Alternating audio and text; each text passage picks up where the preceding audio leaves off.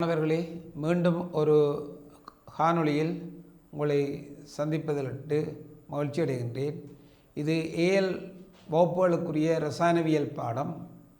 இரசாயனவியலில் சென்ற வகுப்புகளில் நாங்கள் வாயுக்கள் பற்றி பார்த்து கொண்டிருந்தோம். அவை வாயுக்களினுடைய இறுதி பகுதிக்கு நாங்கள் தற்சமயம் நகர்த்திருக்கின்றோம்.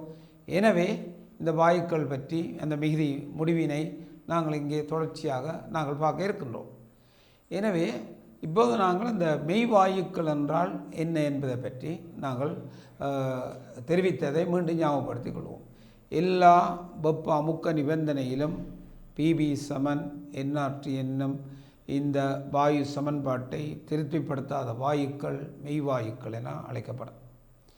இயற்கையில் காணப்படுபவை எல்லாம் இந்த மெய்வாயுக்கள் ஆகும். இவை பிவி சமன் என்ஆர்டி என்ற அந்த இலட்சிய வாயு சமன்பாட்டை எல்லா நிபந்தனையிலும் திருப்திப்படுத்தாதவை. காரணம், மூலக்கூறுகளுக்கிடையில் வாயு மூலக்கூறுகளுக்கிடையில் இடைத்தாக்கம் காணப்படுவது.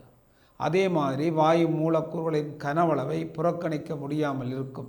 இந்த காரணங்களால் இவைகள் இலட்சிய வாயிலிருந்து பாரிய அளவில் வேறுபட்ட எல்லையில் காணப்படுகின்றன. எனவே இந்த வாயுக்கள், இந்த மெய்வாயுக்கள் பிவி சமன் என்ஆர்டி என்ற இந்த இலட்சிய வாயு சமன்பாட்டையும் திருப்திப்படுத்துவதில்லை. பிவி சமன் 1/3 mnc² என்கின்ற இந்த கைனெட்டிக் ஈக்குவேஷனையும் அவை திருப்திப்படுத்துவதில்லை. இயக்கவியல் சமன்பாட்டையும் திருப்திப்படுத்துவதில்லை, இலட்சிய வாயு சமன்பாட்டையும் திருப்திப்படுவது. இதற்கு பிரதானமான காரணம் அந்த மூலக்கூறுகள் கனவளவை கொண்டிருப்பதும் அந்த மூலக்கூறுகளுக்கு இடையில் கவர்ச்சி விசை காணப்படும் இதுவே காரணமாகும். எனவே இந்த ரெண்டு காரணங்களாலும் இவற்றை நாங்கள் அந்த சமன்பாட்டை திருப்திப்படுத்த முடியாமல் இருக்கின்றது. அவை இந்த சமன்பாட்டை திருப்திப்படுத்த வேணுமாக இருந்தால் இந்த மெய்வாயுக்களுக்கு அந்த கவர்ச்சி விசைக்கும் மூலக்கூற்று கனவளவுக்கும் இடையில் திருத்தத்தை மேற்கொள்வதன் மூலம் நாங்கள் இந்த மெய்வாயுக்களை இந்த சமன்பாட்டுக்கு அமைய ஒழுகச் செய்யலாம். ஆனாலும் சில நிபந்தனைகள் இருக்கின்றது. இந்த மெய்வாயுக்கள் எப்போதும் உயர் வெப்பநிலையிலும் தாளமுக்க நிபந்தனையிலும் இந்த இலட்சிய வாயுக்கள் போல் தொழிற்படக்கூடியன. இந்த உயர் வெப்பநிலை என்று குறிப்பிடும்போது அந்த வாயுக்குரிய பாயில் வெப்பநிலை அதிலும் அதை விட உயர்ந்தால் மீண்டும் அவை இலட்சிய நடத்தையிலிருந்து விலகிக்கொள்ளும். ஆகவே இந்த சமன்பாட்டை பிவி சமன் என்ஆர்டி பிவி சமன் 1/3 mnc² என்னும் சமன்பாட்டை இலட்சிய வாயுக்கள் திருப்திப்படுத்துகின்ற வேளையில் இந்த மெய்வாயுக்கள் எல்லா நிபந்தனையிலும் இந்த இலட்சிய வாயு சமன்பாடு பிவி சமன் என்ஆர்டி என்ற சமன்பாட்டையும் இயக்கவியல் சமன்பாடு பிவி சமன் 1/3 mnc² என்ற சமன்பாட்டை இவை திருப்திப்படுத்துவதில்லை. ஆனால் இந்த மெய்வாயுவோ இலட்சிய வாயுவோ இவை பிவி சமன் ZnRT என்கின்ற சமன்பாட்டையும் இந்த மெய்வாயு இவை பிவி சமன் ZnRT என்கின்ற சமன்பாட்டையும் வெண்டர் வால்ஸின் சமன்பாட்டையும் திருப்திப்படுத்துகின்றன. ஆகவே இந்த எல்லா வாயுக்களும் மெய்வாயு சரி இலட்சிய வாயு சரி இவை பிவி சமன் ZnRT எனப்படுகின்ற இந்த சமன்பாட்டையும் வெண்டர் வால்ஸின் சமன்பாட்டையும் திருப்திப்படுத்துகின்றன. இங்கு வெண்டர் வால்ஸின் சமன்பாடு என நாங்கள் குறிப்பிடும் போது அந்த இலட்சிய வாயு சமன்பாட்டில் மெய்வாயுக்களுக்குரிய கவர்ச்சி விசைக்கும் மூலக்கூற்று கனவளவுக்கும் திருத்தத்தை மேற்கொண்டு அதிலிருந்து பெறப்பட்ட சமன்பாடு தான் இந்த வெண்டர் வால்ஸின் சமன்பாடாகும். அமுக்க இழப்பிற்கு ஒரு திருத்தம், ஆகவே திருத்தப்பட்ட அமுக்கம் n²a/v² திருத்தப்படும். வாயு மூலக்கூறு இயங்கி திரியும் வெளி கனவளவு, ஆனால் மெய்வாயுக்கள் மூலக்கூறை கொண்டிருப்பதால் கொள்கலத்தின் கனவளவிலிருந்து மெய்வாயு மூலக்கூறின் கனவளவை கழித்து வரும் பரிமாணத்தின் ஊடாகவே இந்த வாயு மூலக்கூறுகள் இயங்கும். ஆகவே அந்த சமன்பாடை நாங்கள் பாட்டக்கூடியதாக இருக்கும். அப்போ எனவே தான் கவனமாக பாருங்கள், இந்த ரெண்டு சமன்பாடுகளையும் நாங்கள் மெய்வாயுக்களுக்கு எல்லா வாயுக்களுக்கும் பயன்படுத்தலாம். இலட்சிய வாயுக்கும் மெய்வாயுக்கும் எல்லா வாயுக்களுக்கும் இந்த ரெண்டு சமன்பாட்டையும் நாங்கள் பயன்படுத்தி எடுக்கக்கூடியதாக இருக்கும். அப்போ இதில் பிவி சமன் ZnRT இந்த சமன்பாட்டில் ஒவ்வொன்றும் என்னத்தை குறிக்கின்றது என்பதை நாங்கள் முதலில் அவதானித்து கொள்ள வேண்டும். அப்போ அவதானியங்கள் மாணவர்களே, இந்த எல்லா வாயுக்களும் திருப்திப்படுத்துகின்ற அமுக்கம், அதாவது எல்லா வெப்பநிலையிலும் எல்லா அமுக்க நிபந்தனையிலும் லட்சிய வாயு சரி மெய்வாயு சரி இந்த PV = ZnRT என்ற சமன்பாட்டை திருப்திப்படுத்துகின்றன. அவை இந்த சமன்பாட்டை பற்றி இப்போது நாங்கள் பார்த்து கொள்வோம். அப்போ பாருங்கள், அந்த சமன்பாடு இந்த மாதிரி என்பதை நாங்கள் பார்க்க போகின்றோம். அவதானி இப்போது இந்த சமன்பாட்டை நாங்கள் பார்ப்போமாக இருந்தால் பாருங்கள், PV = ZnRT என்ற சமன்பாட்டை பார்ப்போம். PV = ZnRT. PV = ZnRT. இதை எல்லா வாயுவும் திருப்திப்படுத்தும். அப்போ இதை நாங்கள் பார்ப்பீர்களாக இருந்தால் இதை மெய்வாயுவும் திருப்திப்படுத்தும், இதை லட்சிய வாயுவும் திருப்திப்படுத்தும். இந்த ரெண்டு வாயுக்களும் இந்த சமன்பாட்டை திருப்திப்படுத்துகின்றன.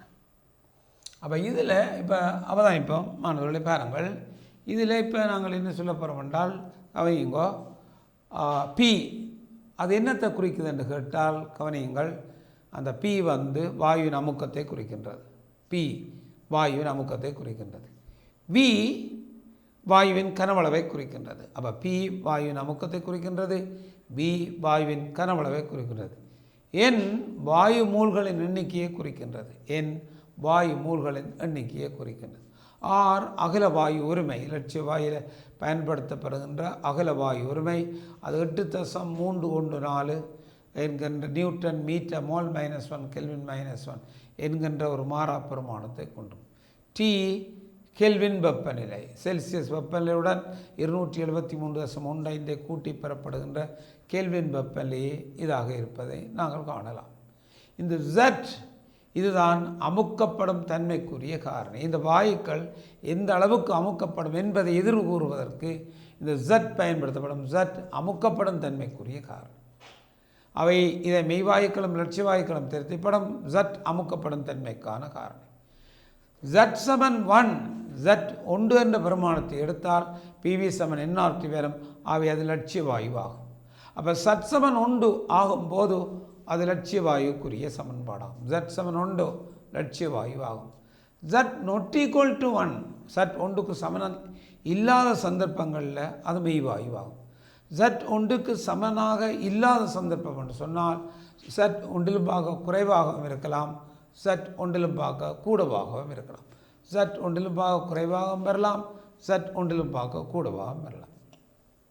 Z அமுக்கப்படு தன்மைக்கான காரணி Z 1 குறைவாக இருக்கின்ற இந்த சந்தர்ப்பத்தை நாங்கள் அவதானிப்போமாக இருந்தால், 1 குறைவாக இருக்கின்ற சந்தர்ப்பத்தை அவதானித்தமாக இருந்தால் வாயு மூலக்கூறுகளுக்கிடையில் உங்களுக்கு கவர்ச்சி விசைகள் காணப்படக்கூடியதாக இருக்கும்.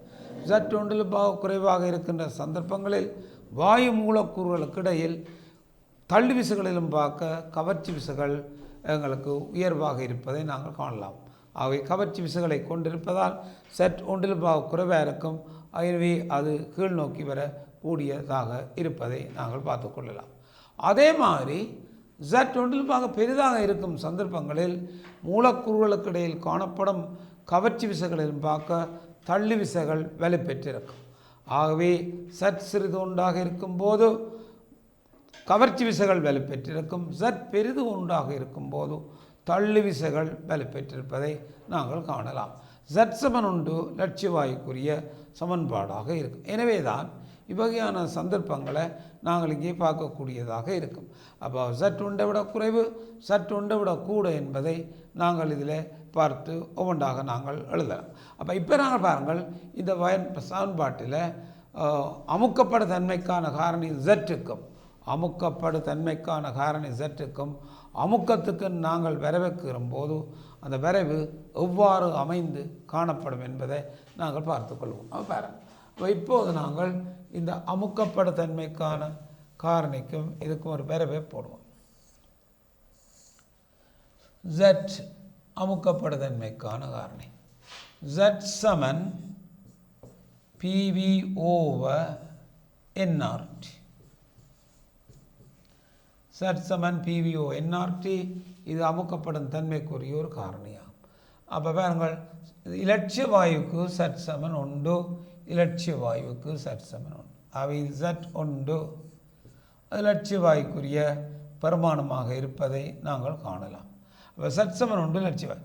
அமுக்கம் அப்படித்தான் மாறினாலும் இலட்சிய வாயுக்கு எப்பவும் சட் உண்டு ஆகும். பாருங்கள், இலட்சிய வாயுவை பொறுத்தளவில் கவனிங்கோ, அவதானித்துக் கொள்ளுங்கள். பாருங்கள் என்ன சொல்ல போகிறோம் என்றால், லட்சிய வாயுவை பொறுத்தளவில் ஜட் உண்டு லட்சிய வாயு. அவை அமுக்கம் அப்படித்தான் மாறினாலும் ஜட் பிவிஓ என்ஆர்டி பெருமானம் எப்பவும் உண்டு என்ற பெருமானத்தில். எனவே எப்போதும் அது எக்ஸ்ஹெச்சுக்கு சமாந்தரமாக ஒன்றினூடாக செல்கின்ற ஒரு நேர்கோடாகவே காணப்படும். ஜட் ஒன்று என்ற பெருமானம் இதிலிருந்து எங்களுக்கு காட்டக்கூடியதாக இருக்கும். எனவே மெய்வாயுவுக்கு சட் நாட் ஈக்குவல் டு 1. எனவே இந்த தாளமுக்க நிபந்தனையில் சட் எதிர்ப்பிய விரைவை விரையும் போது அமுக்கம் மிக தாழ்வாக இருக்கும் சந்தர்ப்பங்களில் சட் எதிர்ப்பி விரைவை விரையும் போது அந்த விரைவு எவ்வாறு மாற்றமடையும் என்பதை நாங்கள் பார்ப்போம். அவை சில சந்தர்ப்பங்களில் சட் கிரேட்டர் தேன் 1 இருக்கும், சில சந்தர்ப்பங்களில் சட் லெஸ் தேன் 1 அப்படியான சந்தர்ப்பங்களில் இந்த விரைவை நீங்கள் பார்ப்பீர்களாக இருந்தால் கவனமாக பாருங்கள். என்ன மாதிரி என்று சொன்னால் பாருங்கோ, இங்கே நாங்கள் அவதானித்தால் அதாவது சட் பெரிது உண்டாகவும் இருக்கலாம், சிறிது உண்டாகும். இந்த விரைவை புறச்சிருக்கும் போது தாளமுக்க நிபந்தனையில் எல்லாமே பாருங்கள், இந்த தாளமுக்க நிபந்தனையில் எல்லா வாயுக்களும் லட்சிய நடத்தை உடையதாக இருக்கும். அப்போ இங்கே அமுக்கம் பூச்சியத்தை அணுகும் போது, அப்போ மாணவர்களே இதை அவதானிக்க பாருங்கள். என்ன மாதிரி என்று சொன்னாலாம் பாருங்கோ, மெய்வாய்க்கு இந்த விரைவு எக்ஸ்ஹெச்சுக்கு சமாந்தரமான நேர்கோடாக அமையப் போகிறதில்லை. அதாவது மேலேயோ கீழேயோ அமையலாம். கீழே அமைந்தால் சட் லெஸ் தேன் 1, சட் லெஸ் தேன் 1 இருக்கும். மேலே அமைந்தால் சட் கிரேட்டர் தேன் 1. சட் லெஸ் தேன் 1 இருக்கும்போது மூலக்கூறுகளுக்கிடையில் அதிக அளவு கவர்ச்சி விசைகள் காணப்படும். எனவே இந்த விரைவை நாங்கள் புறச்சிருக்கும் போது தாளமுக்க நிபந்தனை மிக குறைந்த அமுக்கலை கொண்டு வரும்போது அது லட்சிய வாயுக்கள் போல் தொழிற்படும். எனவே ஜட் சமன் 1 பொருந்தக்கூடிய விரைவாக அது அமையும். ஆகவே ஜட் சமன் 1 பொருந்தக்கூடிய ஒரு விரைவாக அமைந்து காணப்படும் ஜட் 1. அதே மாதிரி தள்ளி விசைகள் காணப்படும் ஜட் பெரிது 1. இந்த விரைவை புறச்சிருக்கும் போது அது சட் சமன் 1 சந்திக்கக்கூடியதாக இருக்கும். எனவே சட் சமன் 1க்கு பெருமானமாக காணப்படுவதை காணும். எனவே தாளமுக்க நிபந்தனையில் இந்த மெய்வாயுக்கள் லட்சிய வாயுக்கள் போல் தொழிற்படுவதால் விரைவை புறச்சிருக்கும் போது அவை சட் சமன் 1 வந்து சந்திக்கக்கூடிய வாய்ப்பை ஏற்படுத்தி கொள்ளும். அதை அவதானித்து கொண்டால் உங்களுக்கு தெரியும். அப்போ மெய்வாயுக்களுக்கு இப்படியான விரைவுகள் வருவதை காணலாம். அப்போ சட் பெரிது 1 மூலக்கூறுகளுக்கிடையில் அதிக அளவு தள்ளி விசைகள் கவர்ச்சி விசைகள் இருப்பாக காணப்படும். சட் சிறிது 1 மூலக்கூறுகளுக்கிடையில் அதிக அளவு கவர்ச்சி விசைகள் தள்ளி விசைகளிலும் பார்க்க இருப்பதை நாங்கள் ஆகவே இவ்வகையான பெருமானங்களை நாங்கள் கொண்டு இந்த விரைவுகளை நாங்கள் அமையலாம். எனினும் அமுக்கத்தை நன்றாக அதிகரித்து செல்லும் சந்தர்ப்பங்களில் இந்த மெய்வாயுக்களுக்கு அமுக்கத்தை நன்றாக அதிகரித்து செல்லும் சந்தர்ப்பங்களில் முதல் கீழ்நோக்கி வந்த மெய்வாயுக்குரிய விரைவு எல்லாம் மீண்டும் தள்ளி விசைகளாக மாறி எங்களுக்கு மேல் நோக்கி செல்வதை நாங்கள் காணலாம். அப்போ எனவே பார்த்து கொள்ளுங்கள், அமுக்கத்தை நன்றாக அதிகரிக்க செய்யணும். மிக உயர்வாக அதிகரிக்கும் சந்தர்ப்பங்களில் என்ன நடக்கும் என்பதை ஒருக்கா பார்த்து கொள்ளுங்கள். அமுக்கத்தை நாங்கள் உயர்வாக அதிகரிக்கும் சந்தர்ப்பங்களில் பாருங்க, இது சட் எதிர்ப்பி Z=1 எங்கே காணப்பட்டிருக்கின்றது. Z சமன் 1 உரிய விரைவாக இருக்கின்றது. இதுதான் Z சமன் 1. Z பெருமானம் 1க்கு சமன். இது இலட்சிய வாயுக்குரிய விரைவாக பெறும். இலட்சிய வாயு. ஆனால் பாருங்கள், மெய்வாயுக்கு இந்த விரைவை போடும்போது அது அமுக்கம் தாழ்வாக இருக்கும் சந்தர்ப்பத்தில் கீழ்நோக்கி வந்த விரைவானது அமுக்கம் தாழ்வாக இருக்கும் சந்தர்ப்பத்தில் கீழ்நோக்கி நகர்ந்த இந்த விரைவானது தாழ்வாக இருக்கும் சந்தர்ப்பத்தில் அமுக்கம் அதிகரித்து செல்லும்போது மீண்டும் எங்களுக்கு ஒரு எதிர்பார்ப்பு விசைகளை நாங்கள் காணக்கூடியதாக இருக்கும். அப்போ பாருங்கள், அப்போ இது என்ன மாதிரின்னு சொன்னாலாம் பாருங்கள், இங்கே z<1 இதுக்குரிய பிரமாணம் z<1, இங்கே z<, இங்கேயும் z 1, இங்கே z 1, இதில் z=1. அப்போ பாருங்கள், அப்போ இந்த என்ன மாதிரியான பெருமானங்களில் இந்த வரைவு இருப்பதை நாங்கள் காணலாம். எனவே இதை அவதானித்துக் கொள்ளுங்கள் பிள்ளைகளே. என்ன மாதிரின்னு சொன்னாலாம், இந்த வரைவு அமுக்கத்தில் தாழ் அமுக்க நிபந்தனை இருக்கும்போது கீழ்நோக்கி இறங்கின வரைவு அமுக்கம் அதிகரித்து செல்லும்போது மேலும் அது உயர்வடைந்து செல்வதை நாங்கள் காணலாம். அமுக்கம் அதிகரித்து செல்லும்போது மேலும் உயர்வடைந்து செல்வதை நாங்கள் காணலாம். அப்போ இங்கே நாங்கள் பார்த்தால் ஆரம்பத்தில் இறங்கும்போது ஆரம்பத்திலே மிக தாழ்ந்த அமுக்க நிபந்தனையில் கவர்ச்சி விசைகளின் பங்களிப்பு மிக கூடுதலாக இருப்பதால் அது கனவளவை குறைக்கக்கூடிய சந்தர்ப்பம். நாங்கள் சிறிய விசையை கொடுத்தாலும் அது பன்மடங்கு கனவளவை குறைக்கும். கீழ்நோக்கி வந்து மெதுவாக மேலும் சந்தர்ப்பங்களிலும் அங்கும் கவர்ச்சி விசைகள்லாம் வலுப்பெற்றிருக்கும். கவர்ச்சி விசைகள்லாம் வலுப்பெற்றிருக்கும். ஆனாலும் முன்பர் உள்ள கவர்ச்சி விசைகளில் சில தள்ளி விசைகளாக மாற்றப்பட்டிருக்கும். எனவே ஆரம்பத்தில் அது அமுக்கப்படுவது போல இந்த சந்தர்ப்பத்தில் அமுக்கப்படும் சந்தர்ப்பம் குறைவு, ஆனால் நன்றாக அமுக்கப்படும். ஆனால் லட்சியவாயை தாண்டி மேலும் அமுக்கம் அதிகரிக்கும் போது நன்றாக அதிகரிக்கும் சந்தர்ப்பங்களில் கவர்ச்சி விசைகளில் பல தள்ளி விசைகளாக மாறுகின்றபடியால் அது மிகவும் மேல் நோக்கி செல்வதை காணலாம். அப்போ இந்த சந்தர்ப்பங்களில் கவர்ச்சி விசைகளையும் தள்ளி விசைகளையும் ஒப்பிடும்போது சிறிது ஒன்றாக இருக்கும் சந்தர்ப்பங்களில் மாத்திரம் அது திரவமாக ஒடுங்கக்கூடிய வாய்ப்புக்கு ஏற்படுத்தலாம். அவை சிறிது கொண்டு கவர்ச்சி விசைகள் காணப்படும் சந்தர்ப்பம். எனவே அமுக்கத்தை உயர்த்தி நாங்கள் மூலக்கூறுகளை நெருக்கி அவற்றை திரவ நிலைக்கு கொண்டு வரக்கூடிய சந்தர்ப்பம் இருக்குது. சற்பெரிது ஒன்றாக இருக்கும் சந்தர்ப்பங்களில் எப்படித்தான் நாங்கள் அமுக்கத்தை கொடுத்தாலும் அவர்கள் தள்ளி விசை காரணமாக அவர்களுக்கிடையிலே கவர்ச்சி விசையை உண்டாக்காமல் திரவமாகிற சந்தர்ப்பம் மிக குறைவாக இருக்கும். ஆகவே தான் இவ்வகையான சந்தர்ப்பங்களை நாங்கள் பார்த்துக்கொள்ள வேண்டும். அவை PV வரைவு இவ்வாறு மாற்றமடைந்து செல்வதை நாங்கள் காணலாம். எனவே இந்த வரைவுகளின் தன்மையின் அடிப்படையில் கவர்ச்சி விசைகள் எங்கே கூட இருக்கின்றதோ அங்கே அந்த வரைவு ஆரம்பத்தில் கீழ்நோக்கி இறங்கி பிறகு நாங்கள் மேலும் அமுக்கத்தை அதிகரிக்க செல்லும்போது உயர்ந்து செல்வதை நாங்கள் காணலாம். அப்போ இந்த வரைவை CO2 வாயுவுக்கு வரைய சொன்னால் CO2 வாயு மூவான மூலக்கூறு, அதனுடைய வடிவம் COO என்கின்ற வடிவமாக இருக்கும். முனைவற்ற மூலக்கூறு, அவை முனைவற்ற மூலக்கூறாக காணப்படும். எனவே லண்டன் கலை விசைகள் அவற்றிலே தொழிற்படக்கூடிய சந்தர்ப்பம் இருக்கின்றது. இது பெரிய மூலக்கூறு, அதாவது ஒரு கணிப்பிடத்தக்க அளவு மூலக்கூறு, மூலதனி 44. எனவே விசைகளின் ஆதிக்கம் அங்கே கூடுதலாக இருக்கும். எனவே இந்த CO2 வாயுவின் வரைவு ஆரம்பத்திலே அமுக்கத்தை நாங்கள் தாளமுக்க நிபந்தனையில் இருக்கும்போது லட்சியவாயுடன் பொருத்தமாக இருந்து பின்னர் அமுக்கத்தை படிப்படியாக அதிகரிக்கும் போது அது கீழ்நோக்கி இறங்கி மேலும் அதிகரிக்கும் போது மேலும் உயர்ந்து செல்வதை காணலாம். அப்போ CO2க்கு உங்களுக்கு இந்த வரைவை வரைய சொன்னால் இந்த வரைவு அது பின்வருமாறு தான் காணப்படும். இதே அம்ச வரைவு தான் உங்களுக்கு இருக்கும். அவை இதுதான் CO2க்கான வரைவாக ஆரம்பத்திலே குறைந்து சென்று பின்னர் அதிகரித்து சென்று மேலும் அமுக்கம் அதிகரிக்கும் போது இவ்வாறு அதிகரித்து செல்வதை நாங்கள் காணலாம். இப்போ CO2. எனவே இந்த பகுதிகளில் வைத்து நாங்கள் CO2வை திரவமாக மாற்றக்கூடிய இருக்கும். சற்பெரிது ஒன்றாக இருக்கும் சந்தர்ப்பங்களில் CO2வை திரவமாக மாற்றுவதற்கான சந்தர்ப்பங்கள் குறைவாக இருப்பதை நாங்கள் காணலாம். எனவே அடுத்த பாருங்கள், இந்த அமோனியா வாயுவிற்கு கீழே சொன்னால் அமோனியா வாயு அதுவும் மின்னெதிர்த்தன்மை வேறுபாடு காரணமாக இருமுனைவு கவர்ச்சி விசைகள் காணப்படக்கூடிய சந்தர்ப்பம் இருக்கு.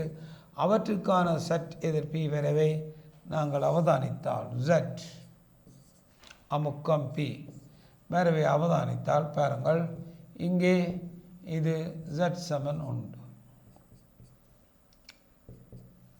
இது லட்சிய வாயுக்குரியதாக அமையும். எனவே அமோனியா மெய்வாயு அதுவும் விலகலை காட்டக்கூடியது. அவை அதற்கான வரைவும் ஆரம்பத்தில் குறைந்து கூடிக்கொண்டு செல்லும். அவை இது அமோனியாவுக்குரிய வரைவு. பாருங்கள், இந்த மூலக்கூற்று இடைத்தாக்கங்கள் காணப்படும் சந்தர்ப்பங்களில் இந்த வரைவுகள் ஆரம்பத்தில் கீழ்நோக்கி இறங்கி மேலும் அமுக்கம் அதிகரித்து செல்லும்போது ஆவி உயர்ந்தபட்சமாக அதிகரித்து செல்வதை நாங்கள் காணலாம். அவ்வகையான சந்தர்ப்பங்களில் நாங்கள் எவ்வகையாக வரும் என்பதை நாங்கள் பார்ப்போம். அப்போ பாருங்கள், carbon di oxide, oxygen, nitrogen இந்த மூன்றையும் ஒரே அச்சில் வரைய சொன்னால் பாருங்கள், CO2 வாயு அது மூவண மூலக்கூறு, நேர்கோட்டு வடிவம், முனைவற்ற மூலக்கூறு. இன்று அது ஈரணு மூலக்கூறு, என் ட்ரிபிள் பாண்ட் என்னால் இணைக்கப்பட்டிருக்கும். ஆகவே அது என் ட்ரிபிள் பாண்ட் எண் மூலர் தனிவு 28 கிராம் மோல் -1 உடையது. O2 அது O டபுள் பாண்ட் ஓவால் இணைக்கப்பட்டிருக்கும். அது மூலர் தனிவு 32 கிராம் மோல் -1 உடையதாக இருப்பதை நாங்கள் காணலாம். அப்போ இந்த மூன்றும் முனைவற்ற மூலக்கூறுகள். CO2 முனைவற்ற மூலக்கூறுகள், N2 முனைவற்ற மூலக்கூறு, O2 முனைவற்ற மூலக்கூறு. இந்த மூன்று மூலக்கூறுகளுக்கும் இடையில் முனைவற்றிருப்பதால் லண்டன் கலை விசைகளே தொலைப்படும், London இடைத்தாக்கங்கள் தொலைப்படும்.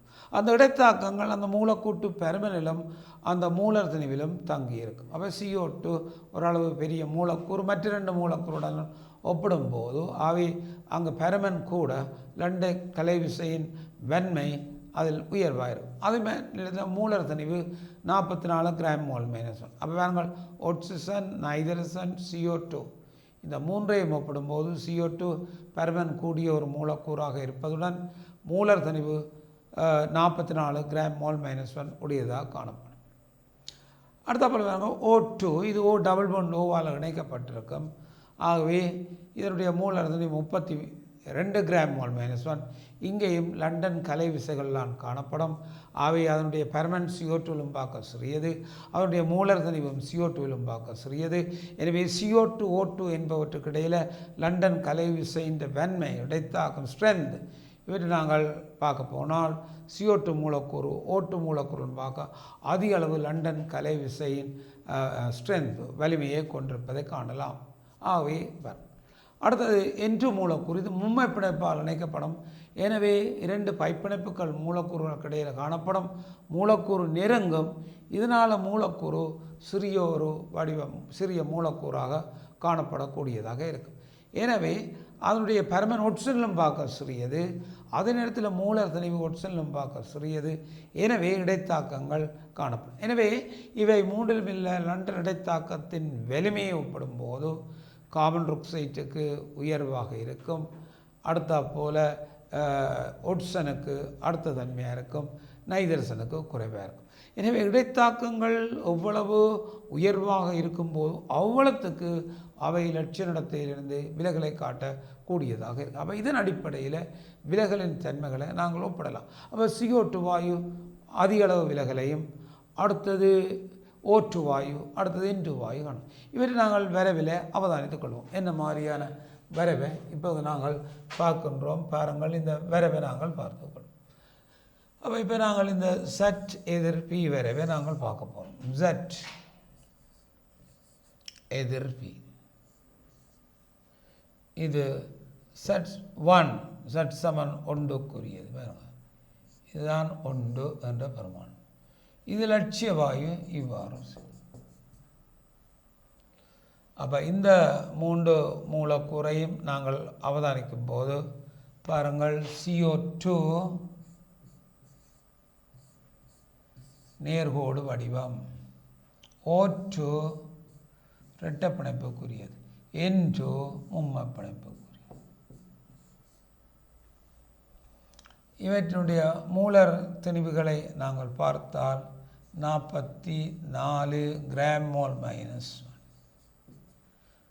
32 gram mole -1, 28 gram mole -1.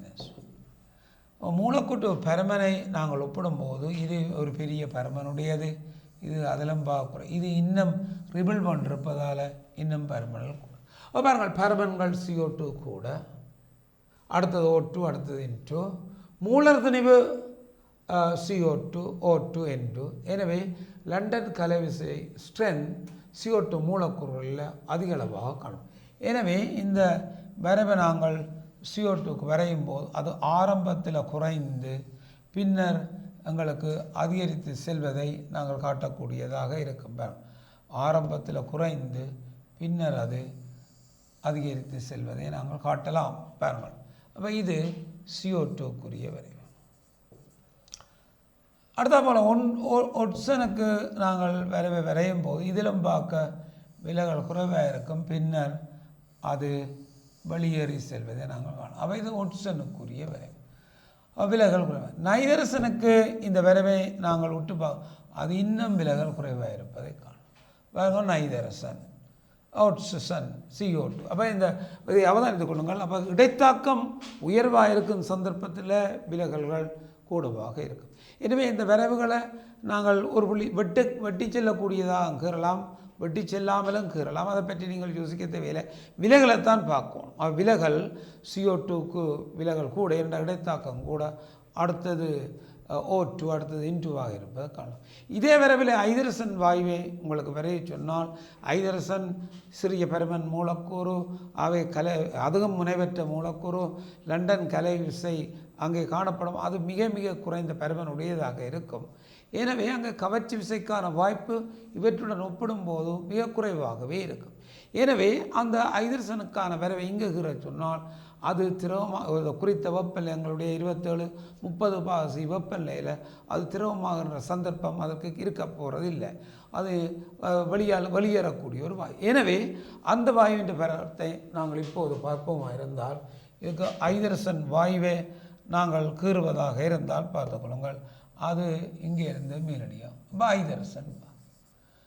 அப்போ நாங்கள் ஐதரசன் வாயு இவ்வாறு போவதை நாங்கள் காணலாம். அதில் உள்ள மெய்வாயுக்களை பொறுத்தவரை அவதானிங்க பாருங்க. மெய்வாயுக்களை பொறுத்தவரை இந்த மெய்வாயுக்களில் ஆக ஓரணு வாயுவாக, அப்போ பாருங்கள் மாணவர்களை, மெய்வாயுக்களில் தனியாக ஓரணு வாயு ஹீலியம் ஆகும். ஹீலியம்தான் உள்ள மெய்வாயுக்களில் காணப்படுகின்ற ஒரு மூலக்கூறு, தனி அணு மூலக்கூறாக இருக்கும். அப்போ அவதானிங்கோ, தனி அணு மூலக்கூறு மெய்வாயு என்று கருதும் போது அது ஹீலியமாக இருப்பதை நாங்கள் காணலாம். அவை இதுவே உள்ளதில் பருமன் குறைந்தது. அப்போ பாருங்கள் அவதானிங்க, இப்போ CO2, N2, O2, H2 இவர்களுடன் நாங்கள் ஒப்பிடும்போது இந்த பருமன் குறைந்த மூலர் தனிவு குறைந்த வாயுவாக ஹீலியம் ஆகும். அங்கே சொல்லுங்கள் பாப்போம் மாணவர்களே, ஹீலியத்தின் மூலர் தனிவு என்ன என கேட்டால் என்ன பதில் சொல்லுவீர்கள்? ஹீலியம் மூலர் தனிவு அவை பருமன் ஓரணு தனியணு, அதே நேரத்தில் 4 என்கின்ற பருமனை உடையது. எனவே லண்டன் கலை விசை குறைவு. அப்போ ஐதரசனுடைய ஒப்பிடும் போதும் இவர் அப்போ எனவே இவர் எப்படித்தான் அமுக்கத்தை கொடுத்தாலும் அவர் மேல் நோக்கி செல்வதை நாங்கள் அப்போ ஹீலியத்துக்குரிய வரைவு எல்லாத்திலும் பார்க்க மேல்முகமாக விலகுவதை காணலாம். எனவே ஹீலியம் அமுக்கத்தை உயர்த்தி எங்களுடைய சத்போய நிபந்தனையில் திரவமாக்க முடியாது. ஒவ்வொரு வாயுக்களுக்கும் போயில் வெப்பநிலை என்கின்ற ஒரு வெப்பநிலை இருக்குது. அதாவது அமுக்கத்தின் கூடிய பகுதிக்கு லட்சிய நடத்தையுடன் தொடர்புடையதான் இந்த போயில் வெப்பநிலை. எனவே அமுக்கத்தின் கூடிய பகுதிக்கு லட்சிய நடத்தையுடன் தொடர்புடையதாக காணப்படுகின்ற குறித்த அந்த வெப்பநிலை போயில் வெப்பநிலை. அதிலும் பார்க்க எங்களுக்கு குறைவாக இருக்கிற சந்தர்ப்பங்களில் தான் அவற்றை நாங்கள் திரவங்களாக மாற்றலாம். போயில் வெப்பநிலையிலும் பார்க்க உயர்வாக இருக்கும் சந்தர்ப்பத்தில் எப்படித்தான் நாங்கள் அமுக்கத்தை உயர்த்தினாலும் அவ்வகையான மெய்வாயுக்கள் ஒருபோதும் திரவமாக மாற்றப்படுவதில்லை. எனவே அந்த போயில் வெப்பநிலை வாயுக்கு வாயு வேறுபடும், வாயுக்கு வாயு அந்த வெப்பநிலை வேறுபட்டு கொண்டிருப்பதை நாங்கள் காணலாம். அப்போ இந்த ஹீலியம் எங்களுக்கு தெரியும், சாதாரண எங்களுடைய அமுக்க நிபந்தனையில் பாரிய விலகலை காட்டும். அது அந்த நிபந்தனையில் திரவமாகாது. எனினும் வெப்பநிலையை நாங்கள் குறைத்து கொண்டு செல்லும் போது இந்த மூலக்கூறுகளுக்கு இடையில் கவர்ச்சி விசைக்கான சந்தர்ப்பங்கள் காணப்படும். வெப்பநிலையை குறைத்து கொண்டு செல்லும் போது மூலக்கூறுகளுக்கு இடையில் கவர்ச்சி விசைக்கான சந்தர்ப்பங்கள் காணப்படும். எனவே வெப்பநிலை குறைந்து செல்லும் போது மூலக்கூறுகளுக்கு இடையில் கவர்ச்சி விசைக்கான சந்தர்ப்பங்கள் காணப்படும் ஆக இருந்தால் அவற்றை நாங்கள் அமுக்கத்தை உயர்த்தி திரவமாக மாற்றலாம். அப்போ பாருங்கள், அப்போ இந்த ஹீலியம் வாயுக்குரிய விரைவை நாங்கள் பார்ப்பதாக இருந்தால் பாருங்கள், இந்த ஹீலியம் வாயுக்கான விரைவை பார்ப்பதாக இருந்தால் அது இவ்வாறு அந்த ஹீலியம் வாயு. ஆகவே இந்த விலகலை காணலாம். அப்போ இவரை நாங்கள் கீழே இறக்க வேணுமாக இருந்தால் பாருங்கள், இவரை நாங்கள் வெப்பநிலையை குறைப்பதன் மூலம் இவற்றை நாங்கள் கீழே கொண்டு அப்போ கீழே கொண்டு வந்து வாயுக்களை நாங்கள் திரவமாக்கக்கூடியதாக இருக்கும். அப்போ இதை அவதானித்துக் கொள்ளுங்கள். என்ன மாதிரியான சந்தர்ப்பங்களில் இவை திரவமாக மாற்றப்படும் என்பதை பாருங்கள். எனவே மாணவர்களே, இந்த காணொளியை நாங்கள் இதனுடன் நிறுத்திக்கொள்வோம். மீண்டும் ஒரு காணொளியில் உங்களை சந்திக்க இருக்கிறேன். ஆகவே இந்த லட்சிய வாயுக்களில் பிரதானமானது அப்போ இந்த பிவி சமன் சட்டென்னாட்டி வெண்டவாளின் சமன்பாடு அவற்றை எவ்வாறு நாங்கள் பிரயோகித்திருக்கின்றோம் என்பதை பற்றி அவதானித்துக் கொள்ளுங்கள். அவை மீண்டும் ஒரு காணொளியில் உங்களை சந்திப்பேன் என கூறி நன்றி கூறி விளங்கப்படுகிறேன். நன்றி, வணக்கம்.